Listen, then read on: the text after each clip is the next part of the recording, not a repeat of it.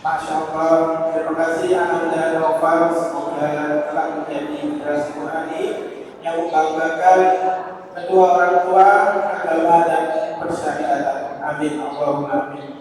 Hadirin yang dirahmati oleh Allah, ibadah pada acara yaitu pengajian Ahad Kali yang bertemakan menjadi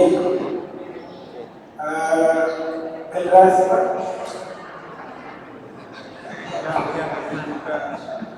orang-orang yang dibutuhkan oleh Rasulullah SAW.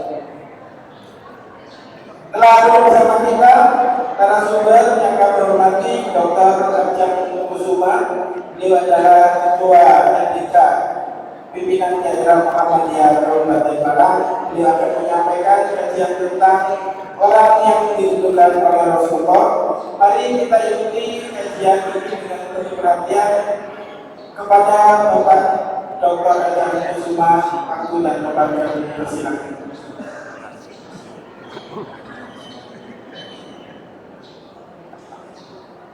Assalamualaikum warahmatullahi wabarakatuh.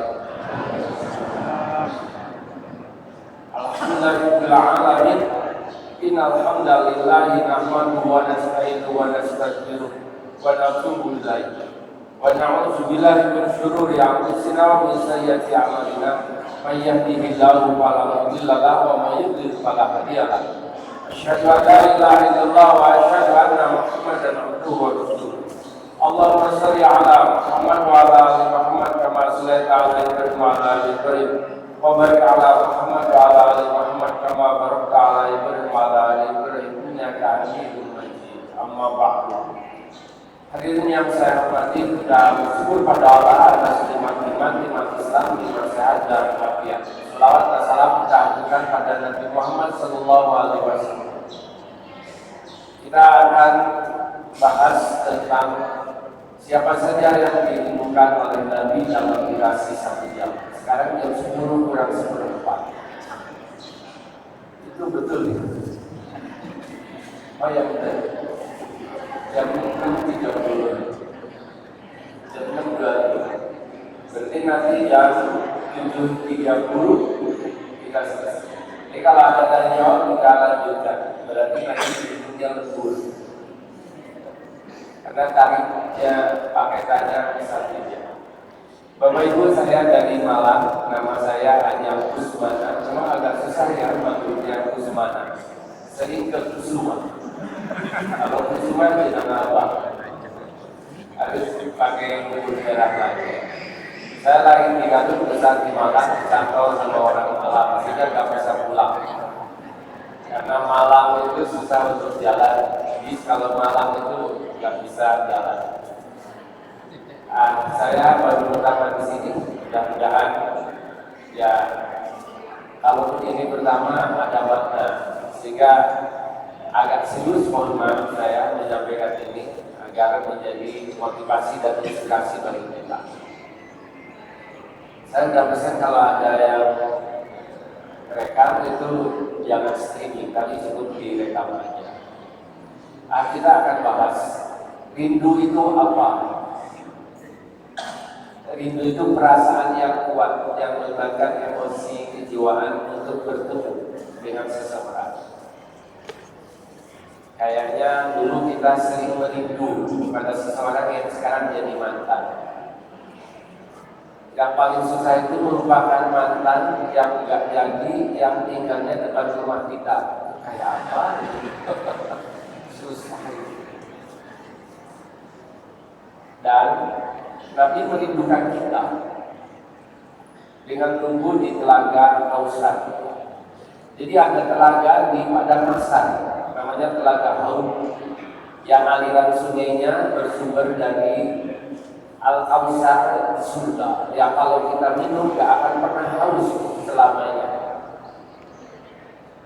Tapi ada orang yang gak dapat, bahkan dia terusir dari Telaga Haud itu. Siapa dia? Saya merujuk kepada Sahih Muslim nomor hadis 249. Kualitas sahih.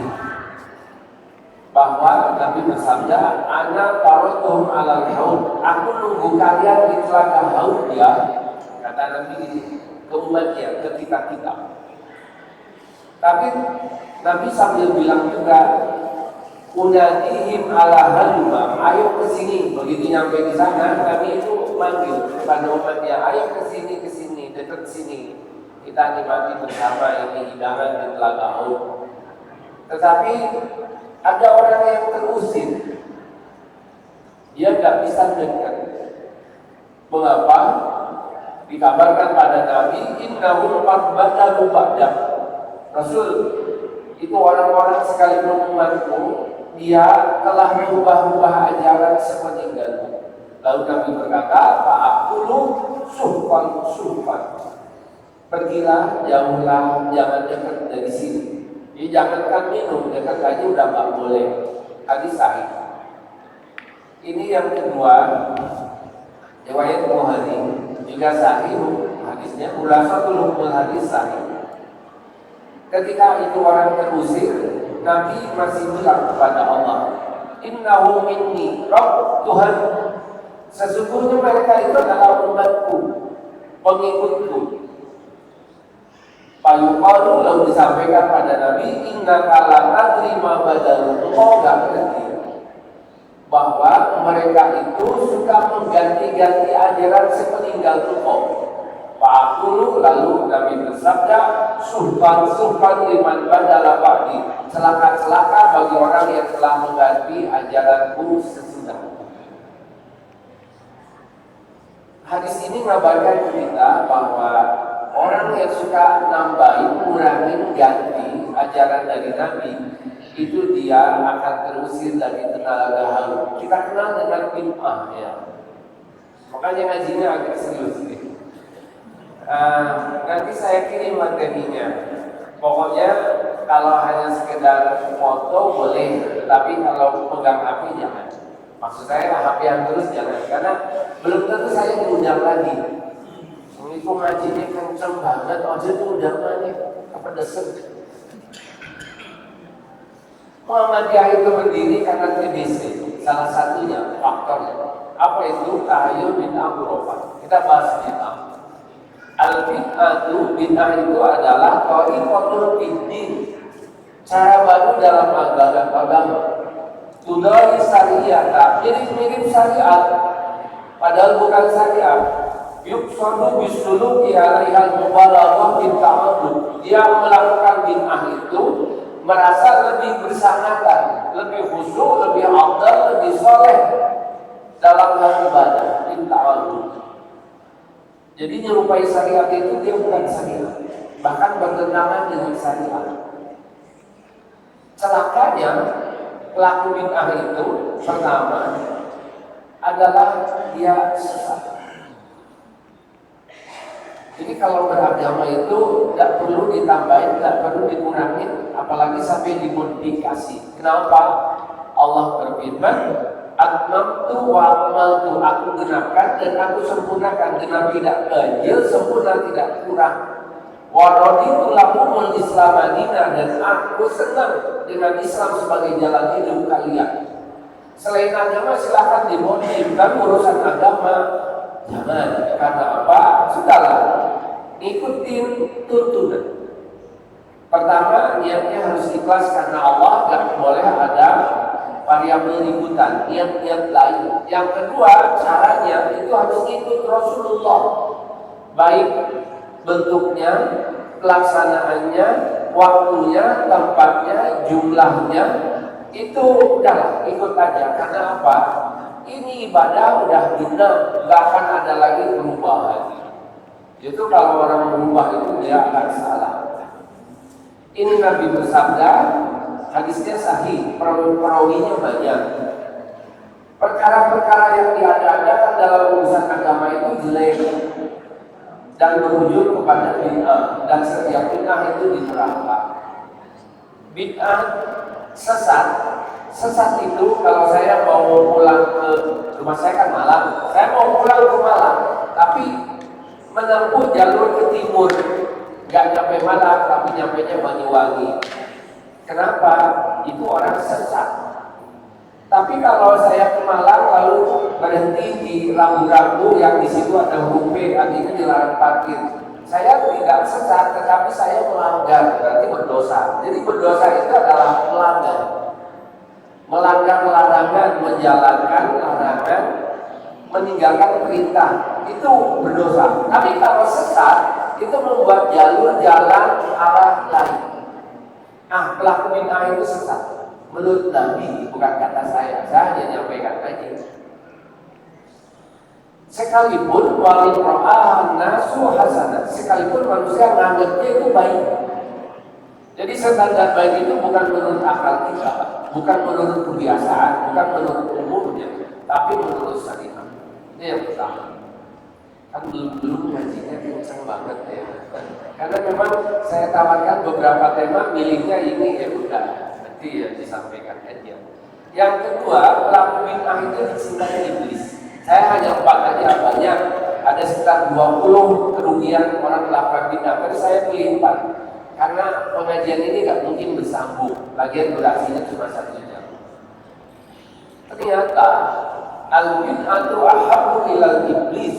Bid'ah itu sangat disukai oleh iblis. Kenapa? Karena pelaku bid'ah itu nggak merasa salah. Kalau diingatkan bisa marah. Yang sunnah justru disalahkan, yang bid'ah justru dianggap paling benar. Lebih disukai oleh iblis dari pelaku maksiat. Mengapa?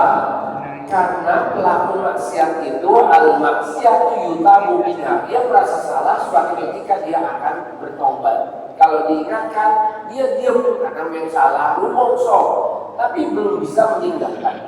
Jadi kalau pelaku bid'ah, iso ngamuk, iso caro, iso nyantet barang. Ketiga, pelaku bid'ah itu mengantarkan pada su'ul khatimah. Padahal maunya kita kan husnul khatimah. Mengapa? Karena pelaku bid'ah terhalang untuk bertobat, karena dia terus-menerus melakukan kebid'ahannya. Oleh karena itu dikhawatirkan untuk dia akan su'ul khatimah. Innallaha, sesungguhnya Allah hajjabat taubatan. Allah nutup pintu taubat an kulli sahibi bid'ah, kepada pelaku bid'ah, hatta yada bid'atahu, sampai dia meninggalin bid'ahnya itu. Hadis riwayat Tabrani, kualitas hadis sahih. Nomor hadis 54. Jadi dia nggak akan taubat kalau merasa benar. Keempat, ini terakhir ya, dampak bid'ah. Pelaku bid'ah tidak akan dapat syafaat dari Nabi. Jadi kata Nabi, simpanin min ummati lan tanalahuma syafaati. Ada orang yang tak akan dapat syafaat. Salah satunya wa kullu ghalin malikin. Orang yang suka berlebih-lebihan dalam agama, menambah-nambah. Wa innahu sayuja'u birijalin min ummati, nanti di hari akhirat itu akan datang dari umatku bayu khadabihim data shimal, tetapi itu dia disisihkan ke sebelah kiri. Mengapa? Kata Nabi bilang, ya Rabbi ashabi, Tuhan itu dia umatku, sahabatku, kelompokku. Kata Allah masih tahu, inna kalatan iman ahdasu ba'dak. Kau gak ngerti setelah kau wafat itu orang mengamalkan ajaran yang bukan berasal dari kamu, sehingga gak dapat syafaat dia. Kan eman sebetulnya. Kita ini nanti akan selamat di akhirat itu kalau kita punya amal yang banyak. Kalau gak punya amal yang banyak, masih mungkin kita bisa selamat asal ada yang nolong. Jadi pertama dari amal, yang kedua dari nasib. Nah, yang nolong di sana itu ada satu, Nabi. Kita ke contoh. Ini saya ambilkan dari fatwa NU ya, nomor hadis dan nomor bahasan di halaman 16, nomor bahasan ke-18. Nanti ini untuk Ustaz Agus yang udah saya kasihkan bukunya.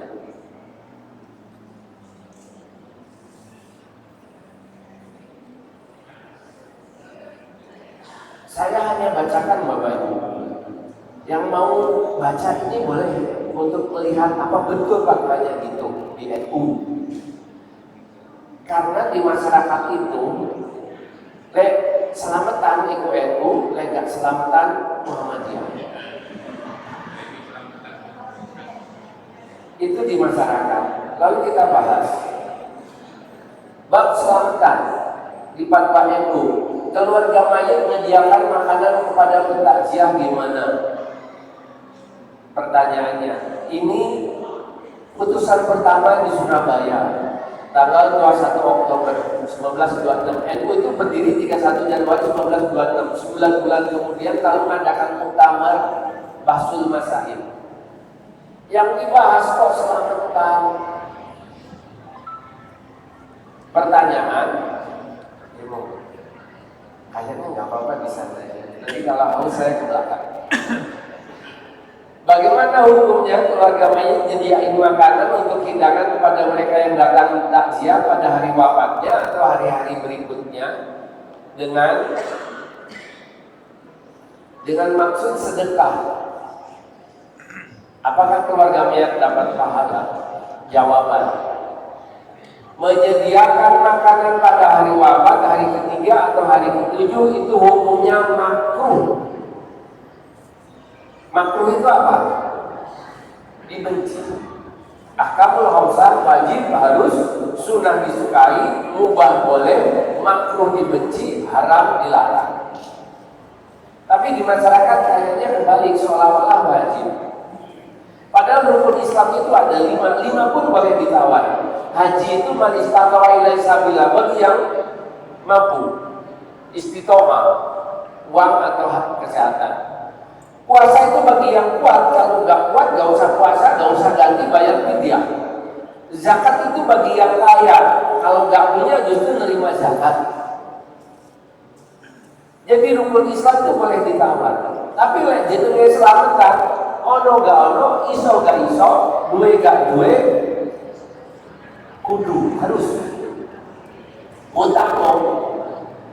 Sedekah itu kan nggak perlu utang, sedekah itu kalau ada. Dan itu bukan sedekah. Kenapa ditentukan hanya dimajukan nggak sah, dimundur nggak boleh, ada nggak ada, harus jadi ibadah itu. Sedekah itu kalau punya aja. Tapi ini saya sedang baca bahwa hukumnya makruh. Lalu ada alasan dan kitab I'anatul Talibin punya Imam An-Nawawi. Wa yukrahu li ahli al-mayyit julusu li ta'ziyati wa sabut ta'am.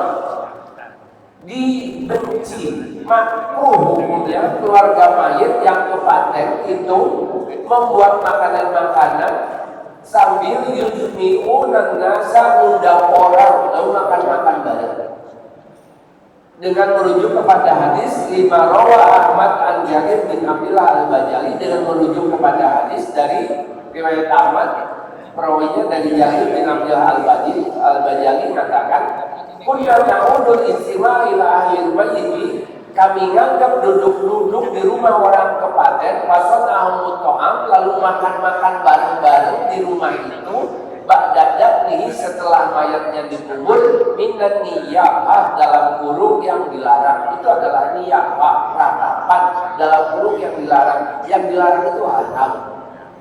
Fatwa itu ngomong haram. Ntar kita baca fatwa Muhammadiyah, fatwa Tarjih.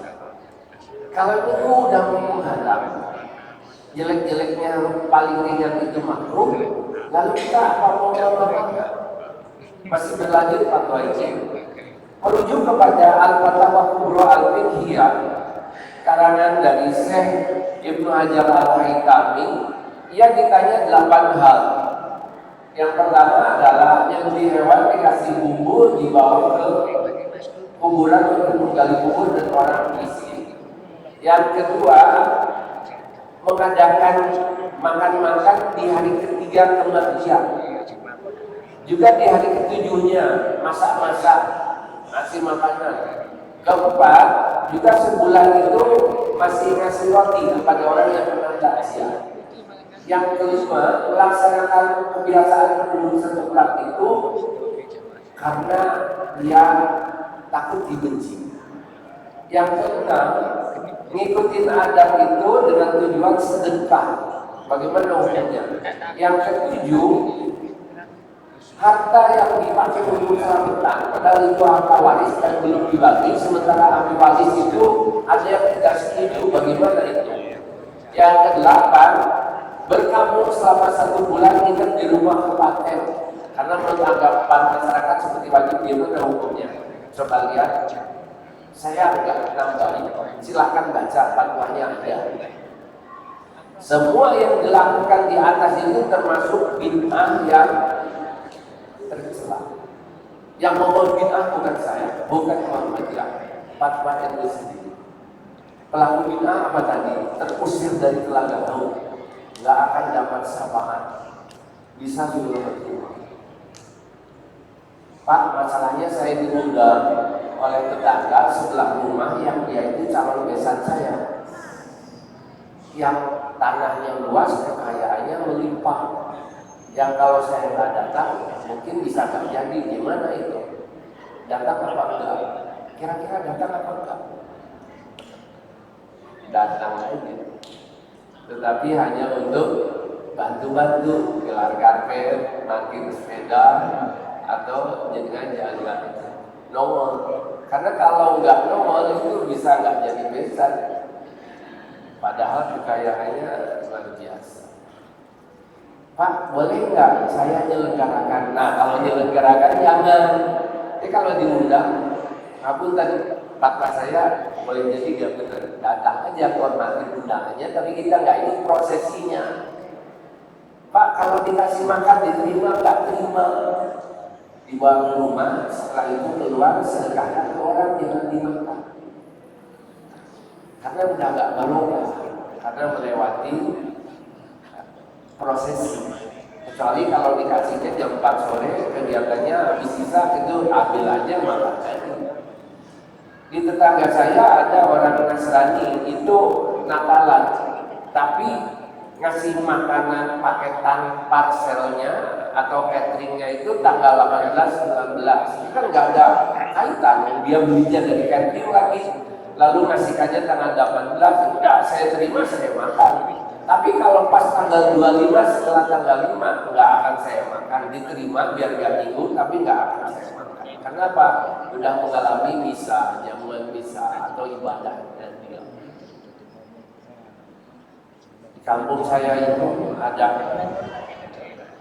wakil ketua RW-nya itu Nasrani Kristen. Pas ada warganya meninggal dunia,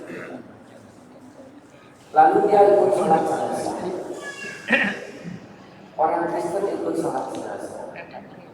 Menurut dia itu toleransi, menurut saya bukan. Toleransi itu cukup dia bantu-bantu aja, mengganti selang untuk wudhu atau gelar karpet. Tapi kalau untuk ikut sholat jenazah itu bukan toleransi, tapi talbisul haqqo bil batil, campur aduk. Gak bisa, gak boleh.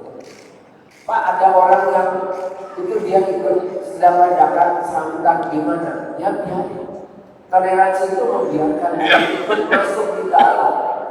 Om dia punya alasan sendiri, kita punya aturan sendiri. Yang kita ini merujuk fatwanya sendiri itu. Jangankan menurut kita, menurut fatwa itu aja dibilang bid'ah yang tercela. Apalagi di kita. Kita baca yang fatwa tarjih. Namun dan waktunya menurut saya agak singkat ini. Tapi kalau diteruskan ya bubar saya ditinggal. Ngomong gratisan nggak dikasih ada makan ya soto ya. Saya baru pertama ini nanti akan makan soto gini, mudah-mudahan dibungkuskan juga. Sotonya bukan orangnya. Kita baca fatwa tarjih. Bagaimana hukum selamatan untuk orang yang meninggal dunia? Yang fatwa tarjih. Pertanyaan, apakah ada tuntunan dari Islam mengadakan selamatan 3 hari, 5 hari, 7 hari, 40 hari, 100 hari, atau memperingati haul, hari ulang tahun kematian bagi orang yang sudah wafat? Jawaban dari tarjih, hukum mengadakan selamatan yang disertai dengan doa yang dipaketkan, kirim doa. Tidak ada tuntunan dari Islam. Kencang banget ini. Tidak ada tuntunan dari Islam. Selamatan 3 hari, 5 hari, 7 hari, dan seterusnya. Itu adalah sisa-sisa pengaruh budaya animisme. Agama tradisional mengakui ada kekuatan ruh. Atau dinamisme. Percaya kepada benda bertua. Serta peninggalan ajaran Hindu yang sudah begitu berurat berakar di masyarakat. Nah, ini lebih kenceng kalau tadi. Kalau dia ini pasti ngomong bid'ah tercela bid'ah. Tapi kalau ditanya itu ajaran Hindu. Orang Hindu gak mungkin diajak mau sholat. Saya di Malang itu di samping guru di SMA juga ngajar di UMM ya. Ketika hari ulang tahun lembaga di SMA, saya disuruh kuntum. Ketika kuntum, pertama saya tanya ke anak-anak, kitab yang paling ori itu adalah punya kita, kitab suci agama kita, Islam. Tidak ada perubahan, sampai jumlah hurufnya itu diketahui. Lalu saya bilang, siapa di antara kalian yang bisa menjawab jumlah huruf dalam Al-Quran? Ada yang ngacu dan ternyata yang ngacu itu agamanya Kristen Nonis. Karena dia ngacu saya tunjuk juga sampai deh. Lalu dia sepertinya buka Google dan jawabannya benar. Karena saya juga buka Google dan benar ya udah dapat 100.000 ya. Kepala sekolah yang ngasih. Kepala sekolahnya kan dulu. Karena saya kan udah senior 4 tahun lagi saya pensiun. Kepala sekolahnya ya manut aja. Terus saya bilang, Dek, kamu dapat 100.000 dari kepala sekolah. Pak Ajang mau ngasih 1 juta untuk kamu. Mau nggak? Oh ya mau banget Pak.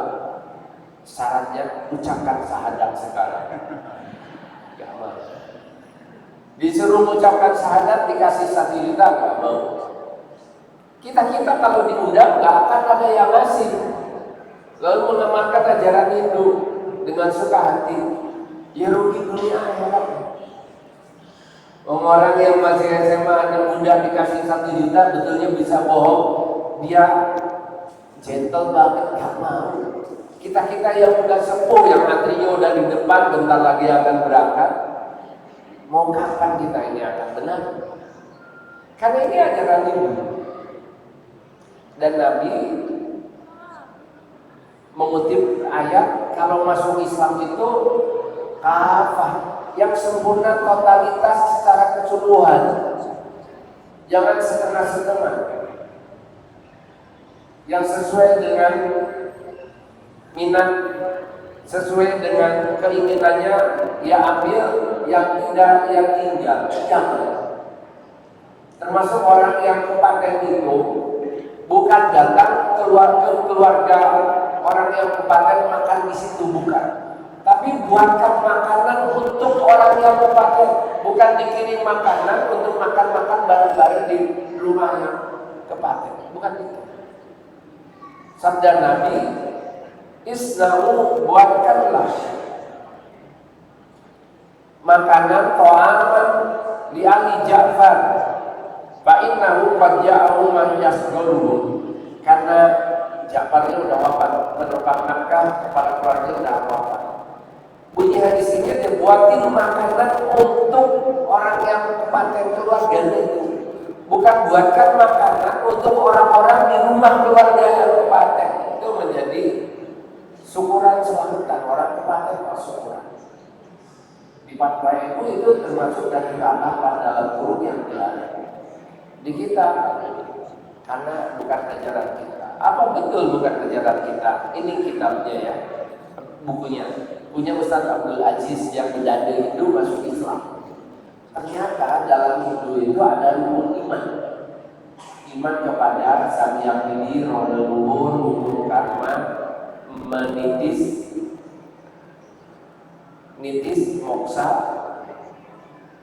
Dan dalam rukun imannya itu ada rukun amal, rukun ibadah. Pancasrada mempunyai 5 juga. 1, pancayana, selamatan yang ditujukan pada Tuhan yang Sang yang widiwasa. Yang kedua, mitrayana, selamatan kematian dalam agama Hindu ditujukan untuk menghormati roh leluhur dan menyucikan roh yang telah meninggal dunia. Ini rukun Islam yang kedua, Hindu yang kedua, selamatan. Yang ketiga, selamatan haul. Itu ajaran Hindu juga. Di Fatwa tadi mengatakan, dan ternyata di bukunya yang karangan Bedanya Hindu sama. kita punya agama, saran saya, nggak usah. Kalau kita nggak bisa, ya jangan sampai kita mencampur adukan. Baik Bapak Ibu, bahasan satu tentang bid'ah. Sudah. Ngajinya serius. Haul akbar. Panjenengan mau ikut enggak? Pak, masuk keliru, ibu kiai besar, pesantren besar. Allah itu bukan Islam kok.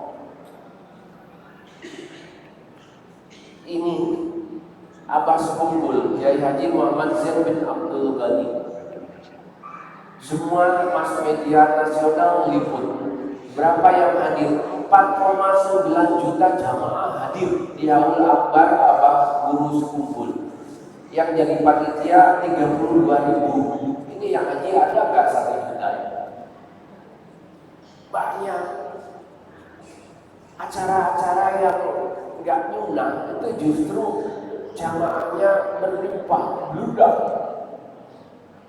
Makan gratis, parkir gratis, bensin gratis, penginapan gratis, digratiskan semua. Kemarin di Malang bulan lalu,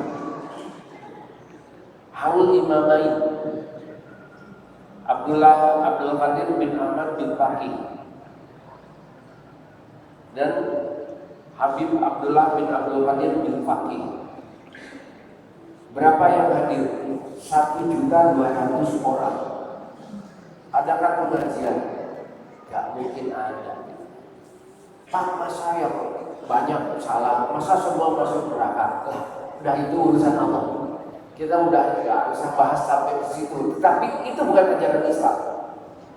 Sekalipun orang banyak melakukan, jangan merasa tenang karena banyak yang melakukan. Beranilah sendirian, beranilah menjadi benar meski itu sendirian. Karena nanti masuk surga atau ditanya di akhirat itu tidak pernah secara kolektif, tapi per individu, tidak pernah jamaah. Haul Akbar di Malang dihadiri jutaan orang. Bahkan ini Fahmi, saya ambil di Times Indonesia. Dia jalan dari dia bersepeda dari Jakarta menuju Malang, menghabiskan waktu sebulan hanya untuk menghadiri Haul Akbar. Menurut saya rugi waktu, rugi tenaga, capek, tidak dapat pahala. Karena yang disuruh itu sholat jamaah, bukan datang berjamaah peringatan Haul Akbar. Allah berfirman, ittakhadhu ahbarahum wa rubbanahum arbaban min dunillah. Ada kelompok orang yang ngambil tokoh agamanya sebagai Tuhan. Kata Adi bin Hatim, Nabi saya ini kan mu'alaf dalam Islam. Nggak ada itu pengikut-pengikut kaum Nasrani itu nyembah pendetanya. Nabi tegaskan, ini dulu maksud ayat ini. Alaysa yuharrimuna ma'ahalallahu wa tuharrimuna. Itu pendeta-pendeta pemimpin agamanya mengharamkan yang halal, menghalalkan yang haram, mengadakan ajaran yang tidak dituntunkan, lalu mereka ngikutin. Batilkan ibadah kayak gitu itu nyembah Tuhan kepada tokoh agamanya itu. Jadi ada kejadian kayak gitu. Ternyata dalam kitab Wedah disebutkan bahwa termasuklah selamatan yang diadakan pada hari pertama, ke-7, ke-40, ke-100 dan 1000. Memang ini ajaran Hindu, dibuktikan.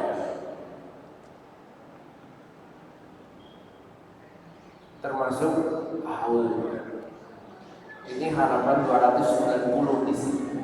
Saya undang 2 kali di Malang, orang pintar ya beliau. Kalau kau ngikutin kebanyakan manusia maka akan menyesatkan. Wa in tuti aktsara man fil ardi yudilluka. Jadi jangan dalam ibadah itu kan baik. Yang penting kan niatnya baik. Juga bisa amal salah diniatin baik ya tetap salah. Amal yang benar itu harus sunnah kok sesuai dengan tuntunan. Masa orang banyak salah?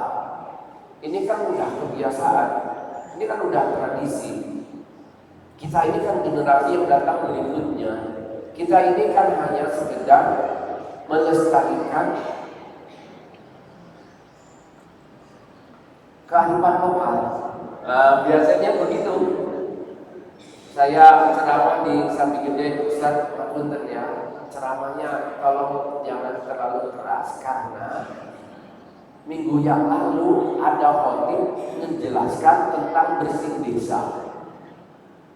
Tahu enggak dengan jamaah Jumat tinggal separuh, yang separuhnya enggak ke Jumatan di sini, enggak tahu kemana. Sampai Jumatan ditinggal gara-gara tersinggung. Ada Ustaz jelaskan tentang bersih desa yang itu adalah syirik karena datang ke Pundet lalu membersihkan gapura. Ternyata gak terima. Jadi ada orang yang susah. Kalau disuruh yuk kita kembali kepada apa yang diturunkan oleh Allah, dia bilang enggak lah. Saya akan ikutin kebiasaan yang ada ini. Lalu Allah berfirman, awalukan aba'uhum la yaqilun saya wa la yahtadun. Bapak, ibumu, nenek moyangmu dulu bukan muslim. Punya kita kan sama, dan nenek moyang kita kan Hindu, Buddha. Kalau ngikutin tradisi mereka, ya berarti merawat, melestarikan tradisi yang bukan dari Islam.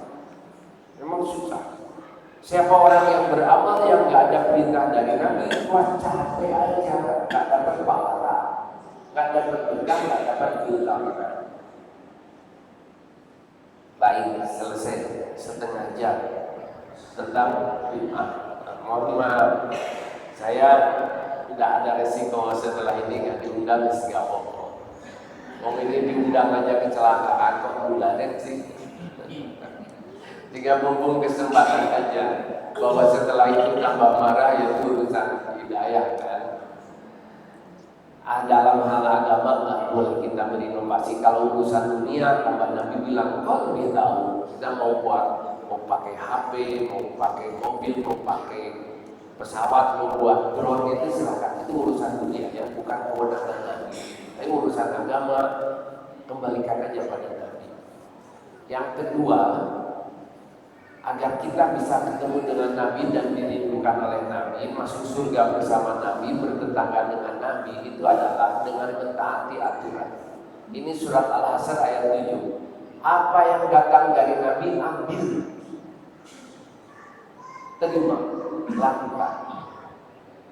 Yang kedua, wa may yuti'illah wa rasulahu, siapa orang yang mau taat kepada Allah dan Rasulnya dalam beragama, aku masukkan, yudkhilhu, dimasukkan ke surga. Orang masuk itu antri. Ini bunyinya yudkhilhu. Yudkhilhu itu dimasukkan lewat jalur VIP, istimewa. Syaratnya apa? Taat. Ibu-ibu, kalau jenengan punya suami ganteng, sugih, tetapi dia enggak aman.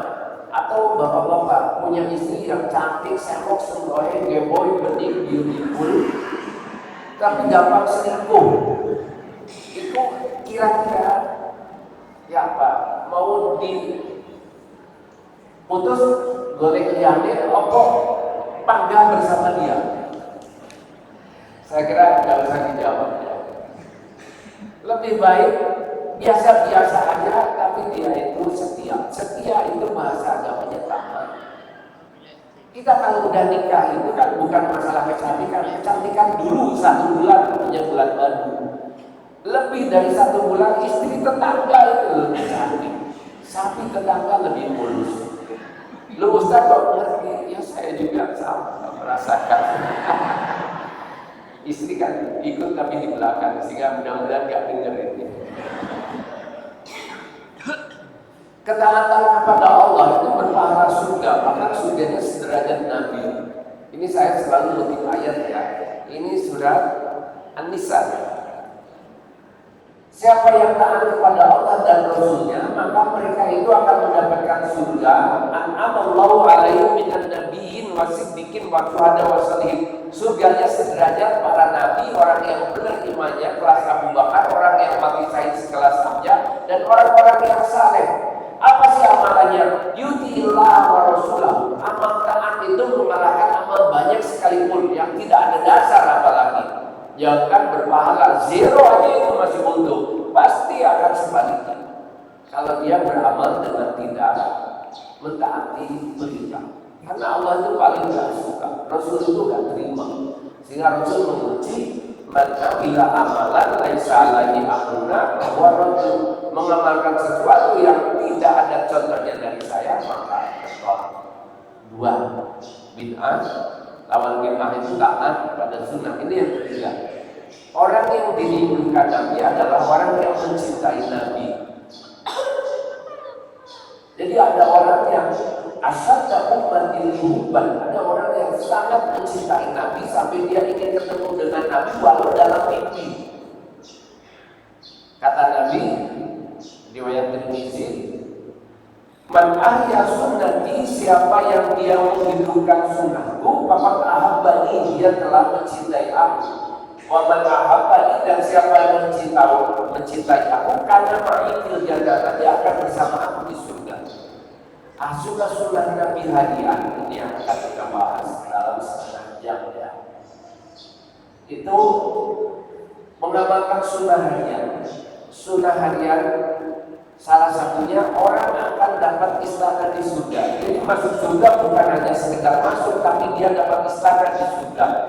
Saya ini bukan istana, nggak dapat rumah, gelandangan aja kalau di surga mau istana. Empatnya surga aja mau. Ini ternyata dapat istana. Sebutkan amal yang kalau kita lakukan kita akan dapat istana di surga. Ada buku saya kasihkan. Kebetulan bukunya cuma bawa ini. Apa amalan yang bisa mendapatkan istana di surga? Ibu-ibu. Ada amalan harian yang kalau dilakukan pahalanya istana di surga. Nanti kalau benar makannya 2 porsi untuk saya, silakan ambil. Atau boleh pulang duluan. Asal benar. Saya hitung sampai 5. 1, 2, 3, 4, 5. Semua dibagi. Bapak-bapak 1, 2, 3, 4, 5. Banyak ya. Alifah 10 kali. Bukan ini Pak. Tapi boleh nanti ambil 2 porsi ya. Tapi sepertinya bukan. Coba kita baca. Nah, ternyata istana itu bukan hanya sekedar di surga, ada istana di dunia yang ia itu paling mewah. Istana Buckingham. Itu dia disewakan. Jadi kalau ingin nikah itu di sana aja. Booking kamar. Ada 775 kamar di pusat kota London. Satu kamar dibanderol harganya 19 miliar semalam.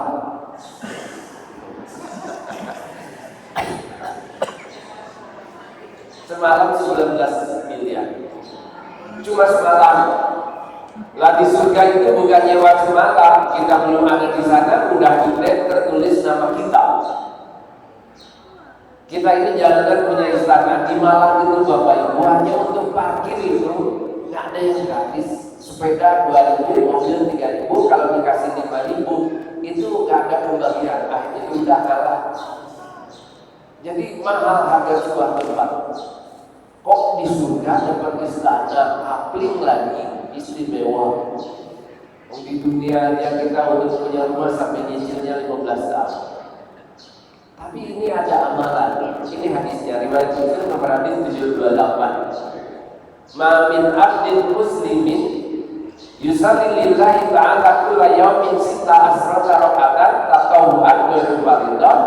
Siapa orang yang melakukan salat 12 rakaat, salat sunnah bukan salat wajib dalam sehari, kulla yaumin setiap hari, illa banallahu lahu baitan fil jannah. Allah akan bangunkan untuknya istana di surga.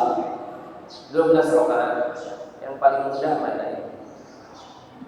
Yang paling mudah di sini. Coba.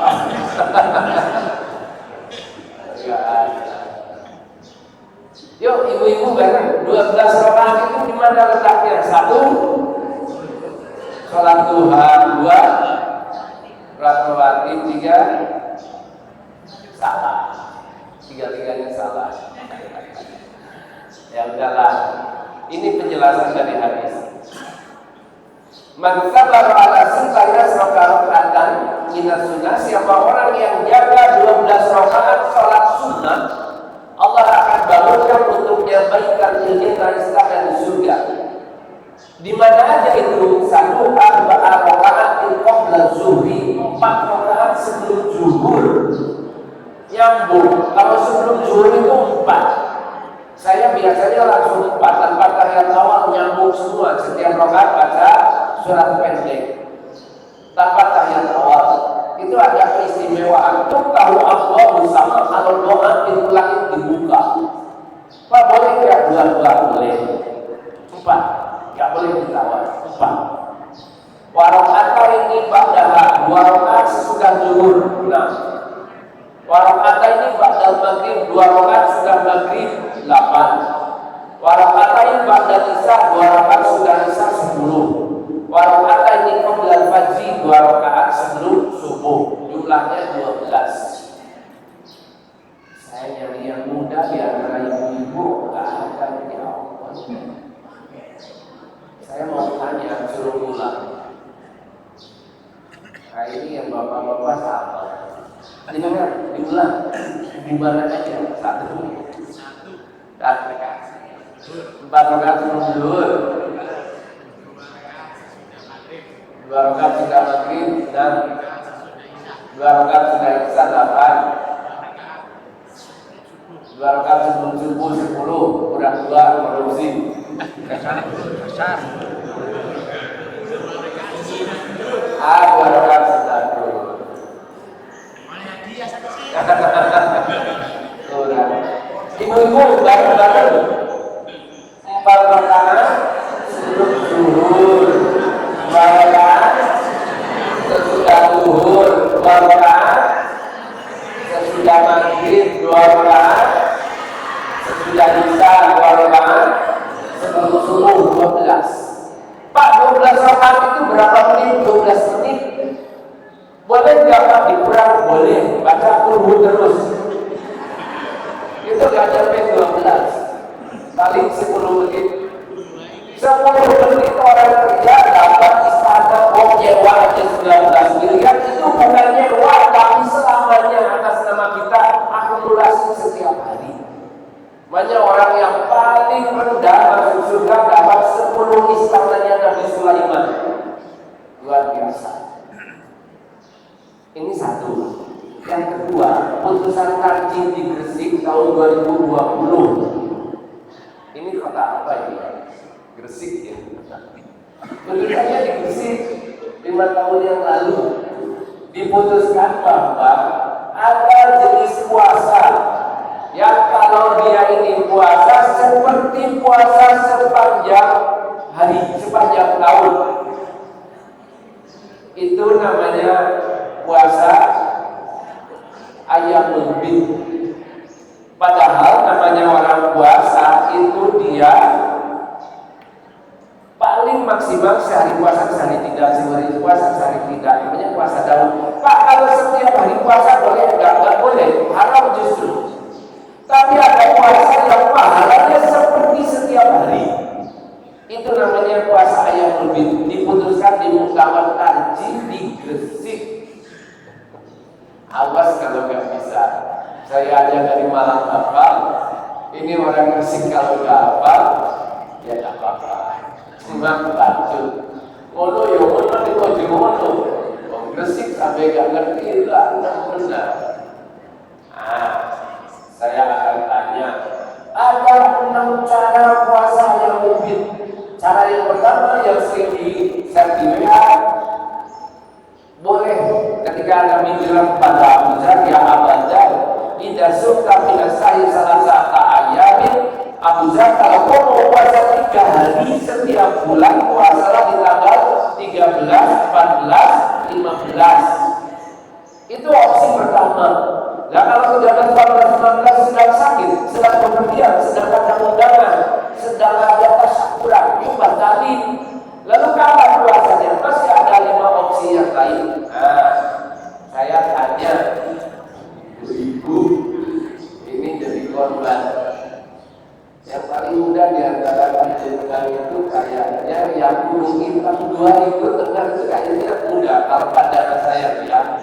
Kalau yang depan kayaknya auranya udah nggak bisa dibuka.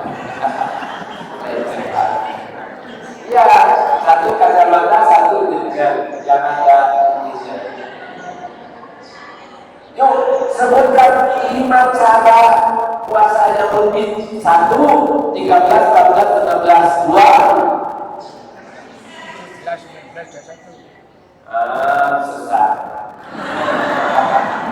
Bahwanya tercela. Jawab tambah dibully, ya Allah gini. Wis gak usah kekomannya kalau saya datang. Yuk, apalagi terus dosa. Yang kedua,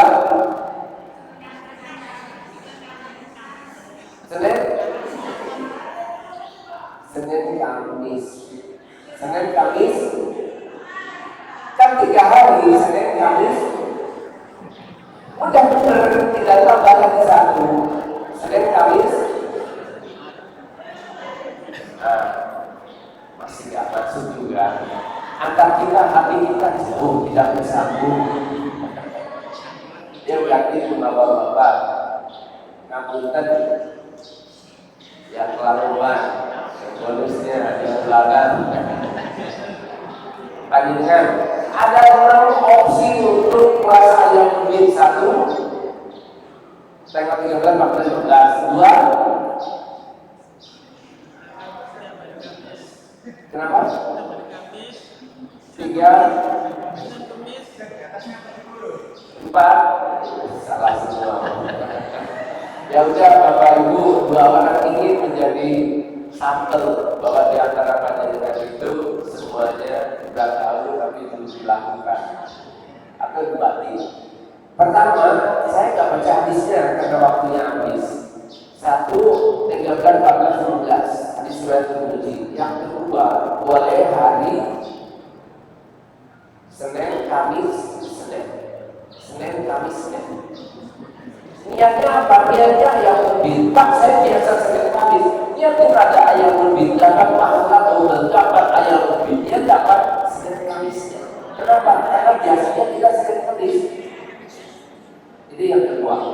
Yang ketiga, Senin, Kamis plus 1 hari terserah. Senin, Kamis plus akar tambah sehari.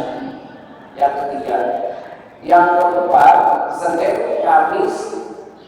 Yang tadi ketiga, Senin, Kamis, Kamis. Yang keempat, Senin, Kamis plus 1 hari terserah. Yang kelima, boleh puasa yang dulu itu tanggal 1, 2, dan 3. Terakhir yang keenam, kapan puasa yang dulu? Yang keenam, kalau benar kita tutup, kita makan. Tapi kalau sana ada bahasa tunggal. Yang keenam, ketika Aisyah ditanya bagaimana cara puasa Rasulullah, Aisyah bilang Rasul itu suka puasa 3 hari, tetapi karena ya subuh maka yuwali min ali ayam sahih karena ya subuh. Nabi kalau ingin puasa yang lebih gak pernah tentukan hari. Sing penting dalam sebulan itu dia 3 hari, kapan terserah, di mana terserah, tanggal berapa terserah, di awal, di akhir, berturut-turut atau enggak terserah. Nama puasa ini puasa Arab. Sing penting telur dino. Niatnya yang lebih dapat pahala seperti setiap hari kita ini puasa. Sepanjang tahun kita puasa. Nanti di surga ada 1 minggu namanya Ar-Riyad khusus untuk orang yang puasa. Dan orang puasa itu orang yang paling ikhlas karena gak ketahuan. Yang paling tidak ikhlas itu haji. Haji itu mau berangkat aja diselamati. Begitu udah sampai bandara, bisanya habis ya turun, ketuker. Ketika pulang lagi, malu akhirnya gak pulang ke rumah tapi ke rumah saudara. Ketika orang-orang pada pulang haji, ikut pulang haji. Padahal namanya ibadah, dia itu ibadah karena Allah, untuk Allah, demi Allah, bukan karena manusia. Dan ada amal yang panjenengan bisa dapat haji setiap hari. Apa itu? Ada 2 amal. Man goda bijamatil summa ada yaqulullah hatta taqul as-samsu summa sallar ini karena ajri hajatin wa umratin tamatin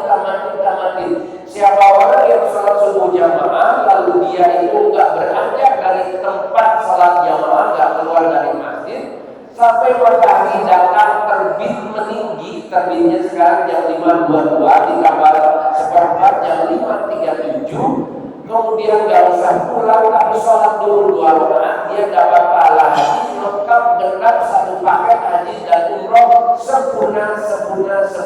Hadis sahih. Silakan buka di buku tuntunan sholat tahu karangan Ustaz Dr. Abdul Danata, diterbitkan oleh penerbit Suara Muhammadiyah. Kalau panjenengan mengikut terbitan saya, karangan saya, tulisan saya, panjenengan bertanya siapa Pak Abdul. Tapi kalau Pak Abdul Danata kan sebelum Pak Mufti yang terbitkan dari Suara Muhammadiyah. Pak itu ditagi belum ada, iya. Tadi gak mau cover semuanya, ditagi ada 13 salat sunnah. Yuk sebutkan 13 salat sunnah menurut tadi. Jenengan kalau ini teman ini. Ada yang pertama aja. Urutan yang pertama salat sunnah di APT. 1 Rohani itu yang salah. Urutan pertama di HPT dengan sholat sunnah apa Bu? Salah. Syukur wudhu, sholat setelah wudhu itu nomor 1. Sehingga orang yang masih hidup dia udah masuk surga. Bila ketika Nabi Isra Mi'raj itu Nabi pulang ke dunia, dibilang kok bisa kau mendahului aku ke surga? Apa amalanmu? Lalu bilang sesungguhnya tidak pernah aku lakukan setelah wudhu kecuali 2 rakaat sholat. Itu dikenal dengan sholat syukur wudhu, sholat sunnah setelah wudhu. Bahkan yang dirindukan oleh Nabi salah satunya adalah orang yang dia menyempurnakan wudhu. Kan para sahabat tanya Nabi, di telaga Haul itu kan seluruh umat berkumpul di mana panjenengan belum pernah kenal, nggak pernah ketemu, kok bisa kalau itu adalah umat panjenengan? Gimana tandanya? Nabi bilang min asaril wudhu, inna ummati sayati yaumal qiyamah murrah mahajirin. Umatku nanti di hari kiamat akan datang dengan wajah bercahaya bening glowing. Jadi ibu-ibu kalau ingin glowing itu rajin wudhu. Jadi kalau sering kentut itu disyukuri. Karena apa? Itu tambah bercahaya punya. Namanya orang bercahaya di tengah gelap itu mesti bersinar. Tapi orang putih di tengah gelap ya bakal putih, omongannya bodoh ya bakal. Dan orang itu akan putih bercahaya, amalis talwa yutilah baliyama. Siapa orang yang kuasa untuk memanjangkan panjang cahayanya, lakukan itu. Karena mulianya orang nanti akan bercahaya di hari kiamat bekas wudhunya itu. Di telaga Haul akan dipanggil, sini, karena kelihatan bercahaya. Jangankan seluruh anggota badan bercahaya, pakai cincin dari permata. Saya lagi ceramah pakai cincin permata misalnya. Dari sini ada lampu, dari sana kelihatan kelap-kelip, cuma di sini. Di hari kiamat itu bukan di sini, tapi semuanya bercahaya. Makanya kalau wudhu ini dibasahi, Ada itu bukan aura, buktinya panjangnya ada ditutupi. Orang kalau wudhu cuma begini-begini aja, ini nggak basah. Yang kedua, sikut dilebihkan dikit. Kalau nggak lebih, bagaimana akan basah? Saya waktu di Medina tahun lalu jadi petugas haji, saya pakai seragam. Begitu turun, saya ambil air wudhu di sebelah saya dari Indonesia juga. Ada yang wudhu, tapi cuma sampai sini. Saya bilang, kamu terbang, namanya basuh tangan, itu kan bunyi aja. Hilang warofihi sampai ke sikut. Saya bilang, sikutnya dibasahin. Apa kata dia? Mas, namanya orang ibadah itu tergantung keyakinan, Mas. Habis itu saya itu langsung ke Masjid Nabawi. Saya hanya ikut tok saya koreksi orang. Setelah itu saya nggak pernah mau ngapain aja terserah. Kenapa? Paman aja siapa orang haji, malah malah musuh malah segala. Haji itu untuk Allah, tapi yang bikin batal itu urusan kemanusiaan. Malah pas jangan berkata jorok, walau musuh jangan bermaksiat. Wala ciptakan, jangan berbangga. Berbangga itu biasa merasa benar. Di Masjidil Haram ketika saya Google suruh, saya menghuni Syam di sana setiap hari. Di sebelah saya tayamum. Tayamumnya tempelin. Coba tayamum kubur-kubur pakai debu. Saya ingatkan enggak? Jadi di sini macam itu cuma Hambali, Maliki, Syafi'i, Hanafi. Di sini 4. Begitu di Arab itu ada 100 mazhab. Jadi kalau kita koreksi orang ini nggak akan berhenti. Coba kita jadi bapak. Jadi orang salah itu kalau diingatkan tidak terima. Jangan ucap terima kasih dia pada itu udah untuk kadang bersama aja dulu. Makanya tadi kalau ada orang salah itu biarin aja, cuma kita ini jangan ikutan. Pak, masalahnya di keluarga itu gimana? Ya udah lah, daripada kita musuhan.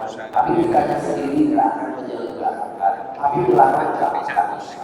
Karena tidak semua orang senang ngaji. Oke, selesai sampai. Nah, untuk ini kepala itu bunyi ayat itu waktu sahur ilmu sapu kepala. Sapu itu urusan dengan kata. Jadi kalau kepala itu dibuang kainnya, lalu sini dikembalikan lagi, lalu ke telinga langsung. Berapa bunyi hadis itu nggak bilang 3 kali 1 kali. Ada 4 cara usap kepala. Hadisnya menyusul semua. Ini yang saya suruh 1, 2, 3. Kalau kesini kepala saya kepada dengar yang ini. 4 cara usap kepala. 1, 2.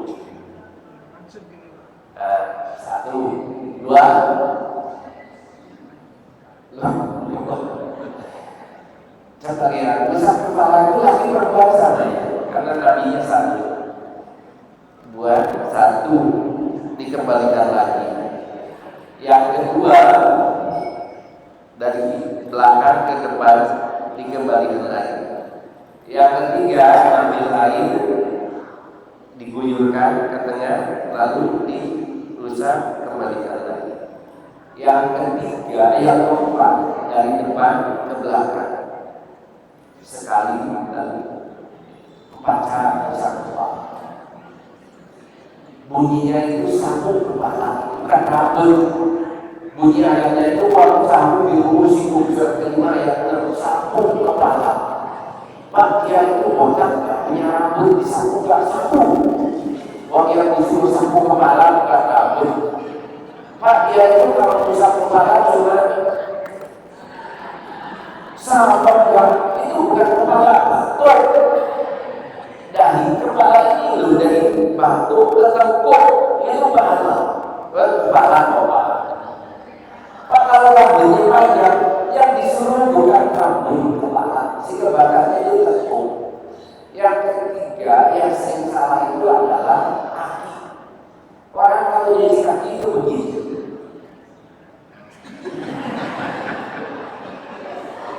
Padahal yang namanya kaki ini loh telapak kaki.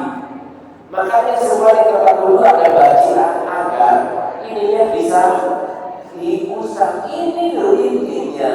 Justru ini nggak pernah dicuci.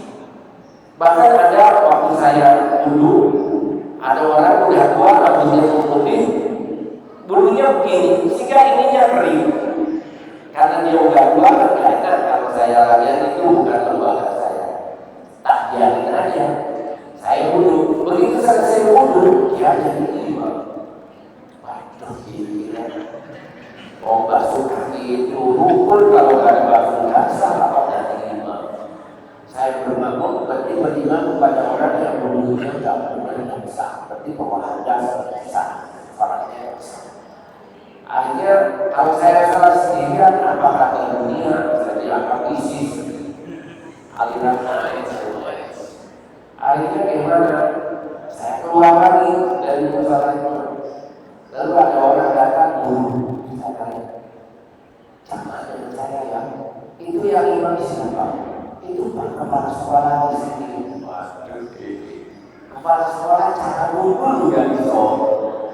Omongannya dulu ya, ini omongannya murid. Hanya memang itu sepele. Tetapi fakta. Bahkan menbunuhi siapa yang mentawadha kami bunuhi ada hadisnya di bawah ya tadi sampai siapa orang yang bunuh seperti bunuh ini kata Rasulullah kenapa? Bahas bahwa dua bunuhnya disempurnakan maka percaya kalau bencana akan dibukakan pintu surga untuk kehasanannya itu yang 8. Ada satu amal yang bisa membuka pintu surga bahkan 8 semuanya dibuka. Yang kedua hari Aisyah dan disuruh sekarang itu mana yang dia suka. Cuma wudhu aja. Tapi syaratnya harus benar. Jadi kalau mau usir banyak orang yang wudhunya tidak benar. Utamanya sikutnya dulu yang basah. Kalau telapak kakinya tidak pernah dibasuh, banyak banget. Makanya utamanya sampai luar biasa akan dibukakan pintu surga yang 8 dan disuruh masuk. Ada yang tanya Ustaz, kalau wudhu aja udah dibukakan pintu surga. Kalau saya cuma wudhu kalau tidak ada di sholat gimana? Singkatnya kata, saya bilang saya tetap di pintu surga ini jangan dia masuk surga cuma berada di pintu jadi penjaga. Tetap ada wudhunya. Baik Bapak Ibu. Pas 1 jam saya isi dia. Kayaknya tidak konsentrasi tersita ke luar. Amalan-amalan dari Nabi ya. Amalan sunat. Ini yang tadi bekas dulu. Nabi itu tanya satu yang tadi saya nampak Rasul gimana kalau dia bisa tahu banyak. Dan Nabi bilang ya itu umat akan datang dengan urang bahan syarif asal wudhu. Ini hadisnya yang kalau nilai wudhu sempurna lihat kamu sama yang Allah dunia akan dibuka pintu surga yang 8 dan disuruh masuk lewat pintu mana yang dia suka. Apalagi kalau penjagaan sebelum tidur itu berwudhu, maka mereka akan mendoakan selamat tidur kita. Dan kalau berarti kalau kita tidak terbangun, saya tanya di sekolah anak-anak siapa di antara kalian yang kalau mau tidur itu wudhu? Ternyata ada yang harus 5 orang. Saya pikir dalam hal ini luar biasa kalian. Mau ustaznya yang jarang, kalau tidak rutin, gurunya yang jarang, tapi kalau tidak rutin. Baik. Seterusnya ini, tapi waktunya habis. Kita cukupkan sampai di sini. Ada yang ingin disampaikan Bapak Ibu? Kalau nggak ada, di review. Amalan yang bisa dirindukan oleh Nabi di alam masa dan surga yang sudah kita bahas. Ada apa? Diulangkan. 1, jangan yang noleh karena kubu gak bener terlambat.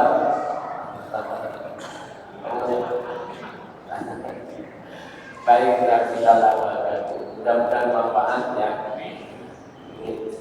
Yang pertama tadi ngikutin sunnah, kebalikannya adalah bid'ah. Bahkan pelaku bid'ah itu akan terusir. Contoh bid'ah itu apa?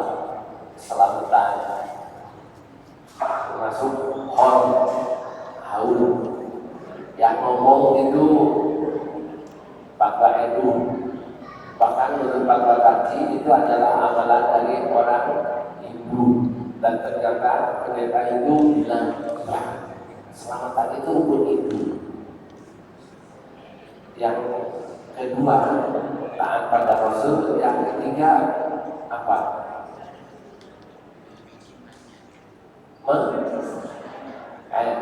Menghidupkan sunnahnya. Contoh sunnah tadi saya nyebutin cuma 3 ya. Contoh sunnah harian itu 1, sholat 12 rakaat rawatib, yang itu dia akan berpahala mendapatkan istana di surga.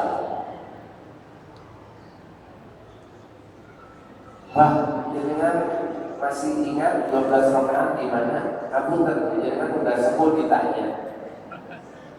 Di mana aja Pak tadi? 4 rakaat sebelum zuhur, 2 rakaat sudah zuhur,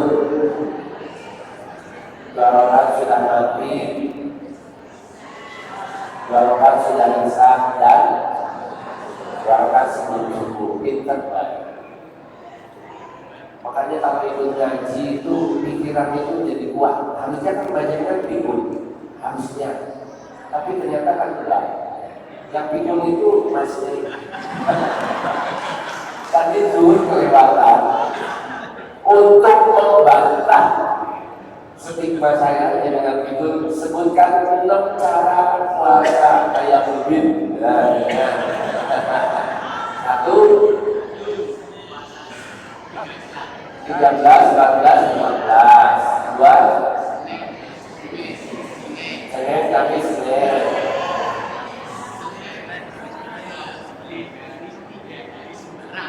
3 hari sembahyang. 3, 4. Awal bulan tanggal 1, 2, 3, 5.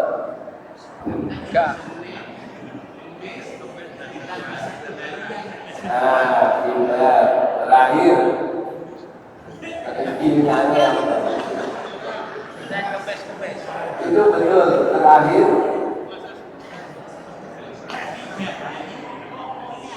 udah lagi sembarang. Senin, Kamis, Kamis. Kamu kalau mau boleh ini untuk putri itu. Jadi saya tebus dosa. Udah dikatakan pikun ternyata enggak.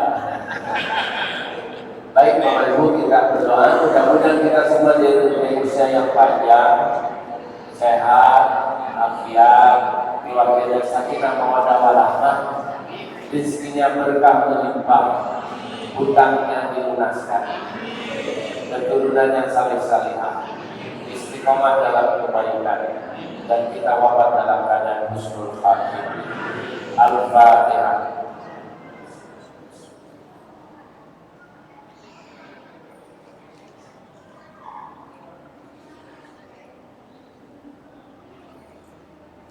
Allahumma salli ala Muhammad wa ala ali Muhammad.